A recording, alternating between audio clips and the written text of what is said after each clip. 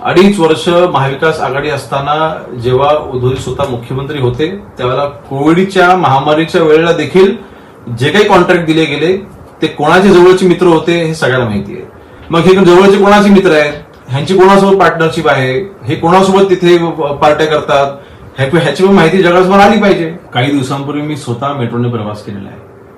उद्धवजी त्यांनी कधी मेट्रोने प्रवास केलेला नाही. ठीक आहे, ते आता यंग लीडर आहेत, ते फील्डवरती उतरून पाहणी वगैरे करतायत, पण तेवढंच लक्ष स्वतः पालकमंत्री असताना घातलं असं करायची ही वेळ त्यांच्यावरती आज आली नसती. 25 वर्ष मुंबईला लुटलंय, 25 वर्ष महानगरपालिका स्वतःच्या ताब्यामध्ये असताना कुठलाही आमूलाग्र असा चांगला बदल त्यांनी आणलाच नाही, परंतु मुंबईला बुडण्यापासून ते देखील वाचवू शकले नव्हते. त्यावेळेला त्यांच्याकडे काय वक्तव्य व्हायची की बघा हिंदी माताला पाणी तुंबलं परंतु 2 तासावर त्याचा निचरा झाला, अशी वक्तव्य त्यांची ऑन रेकॉर्ड आहेत. मग आज जेव्हा निचरा लवकर होतोय मग त्याचं देखील श्रेय तुम्ही शिंदे साहेबांना दिलं पाहिजे. कोकणामध्ये अतिमुसळधार पाऊस पडतोय, दापोलीमध्ये देखील अतिमुसळधार पाऊस पडतोय. दापोली खेड रस्ता खचलाय काही ठिकाणी, त्या संदर्भात काय माहिती आहे? नाही, रस्ता खचल्यामुळे कुठेही वाहतूक बंद झालेली नाहीये.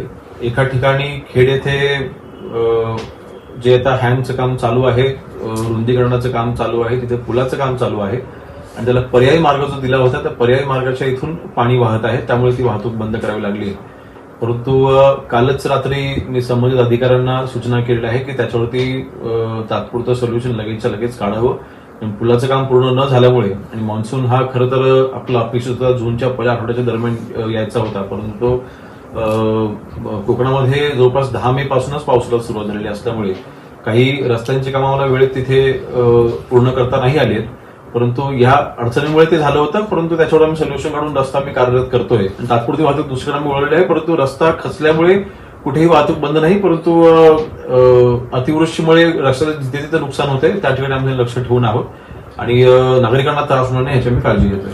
मान्सून सक्रिय झालाय आणि पहिल्याच पावसामध्ये दाणादाण उडालेली आहे. कोकणामध्ये अति सतर्कतेचा इशारा हवामान विभागाने दिलाय. पुढील 3-4 दिवस अति मुसळधार पाऊस पडणार आहे. काय अलर्ट आहे? मला वाटतं रेड अलर्ट हे देण्यात आलेलं आहे आणि मी मगाशी म्हटल्याप्रमाणे इतका लवकर मान्सून येईल अशी अपेक्षा नव्हती, परंतु अतिवृष्टी सारखी परिस्थिती ही जेव्हा निर्माण होते त्यावेळेला सतर्कतेचा इशारा हा दिला जातो आणि तो दिला गेलेला आहे. म्हणून आपल्यामार्फत देखील आम्ही तमाम नागरिकांना हेच आवाहन करू की गरज पडल्यासच आपण घराच्या बाहेर पडावं आणि विशेषतः शेतीची कामं आहेत ती कृषी विभागाकडून सूचना आल्याच्या नंतर आपण पेरणी वगैरे चालू करावी, परंतु कोणालाही जीविताला हानी होणार नाही ह्याची आम्ही काळजी घेत आहोत. त्यासाठी ज्या उपाययोजना करायच्या आहेत त्यासाठी आमची सगळी यंत्रणा ही सज्ज आहे, आम्ही तयार आहोत. मच्छीमारांसाठी काही वेगळ्या सूचना देण्यात आल्या का कोकण किनारपट्टी? नाही, मासेमारी या दरम्यान सध्या बंदच होते, त्यामुळे विशेष सूचना नाहीत. मेच्या 24 साधारणतः 15-20 तारखेच्या नंतर आपल्याकडे पाऊस चालू झाला होता फुल फ्लेज आणि त्यावेळेला मासेमारी ही बंद झाली होती, त्यामुळे आता हा सीझन तसा मासेमारीचा नसल्यामुळे जो विषय आला. मुंबईत आज प्रामुख्याने मोठा पडत होता आणि त्यावरच राजकारण हे रंगलेलं आहे. एकूणच रस्ते, सिमेंट कॉन्क्रीटच्या रस्त्यांवरनं आदित्य ठाकरेंनी देखील एकनाथ शिंदेवरती टीका केलेली आहे की कुठेतरी कंत्राटदारांना खुश करण्यासाठीच हा सगळा अट्टहास केला जात होता. मग तो अनेक ठिकाणी हे प्रशासन फोल ठरलंय. मला वाटतं जेव्हा आदित्य ठाकरे हे स्वतः मुंबईचे पालकमंत्री होते त्यावेळेला देखील पाणी तुंबलं होतं आणि त्यावेळेस त्यांनी स्वतः किती पाहणी केली मला माहिती नाही. स्वतः पालकमंत्री म्हणून मुंबईमध्ये त्यांनी काय बदल घडवून आणले हे मला माहिती नाही, समजा जगाला माहिती आहे. 25 वर्ष मुंबईला लुटलंय, 25 वर्ष महानगरपालिका स्वतःच्या ताब्यामध्ये असताना कुठलाही आमूलाग्र असा चांगला बदल त्यांनी आणलाच नाही, परंतु मुंबईला बुडण्यापासून ते देखील वाचवू शकले नव्हते. त्यावेळेला त्यांच्याकडे काय वक्तव्य व्हायची की बघा हिंदी माताला पाणी तुंबलं परंतु 2 तासावर त्याचा निचरा झाला, अशी वक्तव्य त्यांची ऑन रेकॉर्ड आहेत. मग आज जेव्हा निचरा लवकर होतोय मग त्याचं देखील श्रेय तुम्ही शिंदे साहेबांना दिलं पाहिजे. जेव्हा तुम्ही त्याला श्रेय घेत होता की निचरा लवकर झाला म्हणून, आज देखील जर का निचरा लवकर झाला असेल मग त्याचं देखील श्रेय हे तुम्ही शिंदे साहेबांना दिलं पाहिजे. एवढं जरा मोठं पण ठेवा. मला वाटतं अशा परिस्थितीमध्ये देखील राजकारण करणं ही दुर्दैवी आहे. आज ठीक आहे, ते आता यंग लीडर आहेत, ते फील्डवरती उतरून पाहणी वगैरे करतायत, पण तेवढंच लक्ष स्वतः पालकमंत्री असताना घातलं असं करायची ही वेळ त्यांच्यावरती आज आली नसती. पण मला वाटतं माननीय एकनाथ शिंदे साहेबांनी जो निर्णय घेतला तो अतिशय योग्य आहे. एक कंत्राटदार एका रस्त्याचं डांबरीकरण वर्षांना 2-3 वेळा करायचा, एका रस्त्याची दुरुस्ती वर्षांना 2-3 वेळा व्हायची, ती रोखण्यासाठी कॉन्क्रीटच्या रस्त्यांनी फरक काय पडला की एक कॉन्क्रीटचा केलेला रस्ता हा कमीत कमी 10 वर्ष त्याला काही होत नाही. आणि म्हणून मला वाटतं एकदा रस्त्यावरती ठीक आहे थोडा त्रास होतो, मला त्याची कल्पना आहे, परंतु आज त्रास आपण सहन केल्यानंतर पुढची 10 वर्ष आपली सुकर किंवा कदाचित त्यापेक्षा जास्त 10 वर्ष, मला आता टेक्निकली तिसकी मला माहिती नाही, परंतु कमीत कमी 10 वर्ष तरी त्रास होणार नाहीये. पण भविष्यात मुंबईच्या भविष्याच्या दृष्टीने हे अतिशय योग्य पाऊल आहे. आणि कुठेही रस्ते काँक्रिटीकरणामुळे पाणी तुंबलंय असं कुठेही नाही. जे काही लो लाईन एरियाज आहेत त्या एरियामध्ये जे काही पाणी तुंबलेलं आहे त्या बाबतीमध्ये माननीय एकनाथ शिंदे साहेब स्वतः फील्डवरती आहेत. ते स्वतः तिथे कंट्रोल रूममध्ये देखील गेले होते. आज अजूनही ते तिथे ऍक्टिव्ह आहेत, त्यांचं लक्ष आहे. आणि मला वाटतं आदित्यजीने ह्याच्यावरती राजकारण सोडून मुंबईमध्ये आपण एकत्रित मिळून मुंबईकरांना त्रास होणार नाही ह्याच्याकडे आपण लक्ष द्यावं.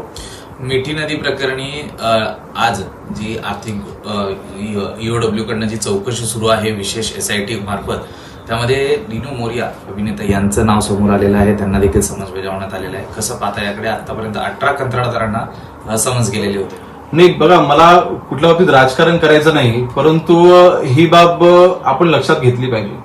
2.5 वर्ष महाविकास आघाडी असताना जेव्हा उद्धवजी स्वतः मुख्यमंत्री होते त्यावेळेला कोविडच्या महामारीच्या वेळेला देखील जे काही कॉन्ट्रॅक्ट दिले गेले ते कोणाचे जवळचे मित्र होते हे सगळ्यांना माहिती आहे. आज देखील आता मिठी नदीचं देखील आपण उदाहरण जर का पाहिलं, ती मिठी नदीचा जे काही गाळ काढण्याचं कॉन्ट्रॅक्ट दिलं गेलं, कदाचित तिथे देखील ह्यांचे काही जवळचे मित्र असतील आणि म्हणूनच त्यांना तिथे चौकशीसाठी बोलवलं गेलेलं आहे. पुराव्याच्या व्यतिरिक्त किंवा पुरावे नसताना कोणाला आम्ही काही त्रास किंवा जाणून बुजून राजकारण करण्याकरता आम्ही कोणाला तिथे बोलवलं नाही. ईडब्ल्यूने बोलवलं असेल तर रितसर काहीतरी पुरावे असेल म्हणून त्यांच्या ती कारवाई करता किंवा चौकशी करता बोलवलेलं असेल. मग हे जवळचे कोणाचे मित्र आहेत, ह्यांची कोणासोबत पार्टनरशिप आहे, हे कोणासोबत तिथे पार्ट्या करतात, ह्याची पण माहिती जगासमोर आली पाहिजे. म्हणून मला वाटतं आज स्वतः तुम्ही राजकारण करताय म्हणून तुमचेच कदाचित मित्र हे अशा सगळ्या घोटामध्ये जर का त्यांचं इन्व्हॉल्वमेंट असेल जरा तुम्ही सावधपणे सगळं राहावं असं म्हणजे त्यांना एक सल्ला असेल. कुठेतरी ईओडब्ल्यू हा आता अप्रत्यक्षरित्या शिवसेना उभाटाच्या नेते यांच्यापर्यंत हा फास आवळला जाऊ शकतो का, अशा देखील चर्चा आता रंगू लागलेल्या आहेत. नाही, मला वाटतं आता दिनू मोरे हे त्यावेळेला तत्कालीन शिवसेनेच्या बॅकहँड मधून ते नेते होते हे सगळ्यांना माहिती आहे. म्हणून मला वाटतं आता त्यांची चौकशी ही रीतसर कायद्यानुसार होत असेल तर मला वाटतं ह्याच्यामध्ये कोणी हस्तक्षेप करू नये. चौकशी अंती जगात दोषी आढळले त्यांच्यावर कारवाई होईल, आणखी नाही आढळलं तर कारवाई नाही होणार. आणखी काही नावं पुढे येतील असं वाटतं. आता अजून किती मित्रांना कॉन्ट्रॅक्ट मिळाले होते त्याच्यावरती सगळं डिपेंड आहे.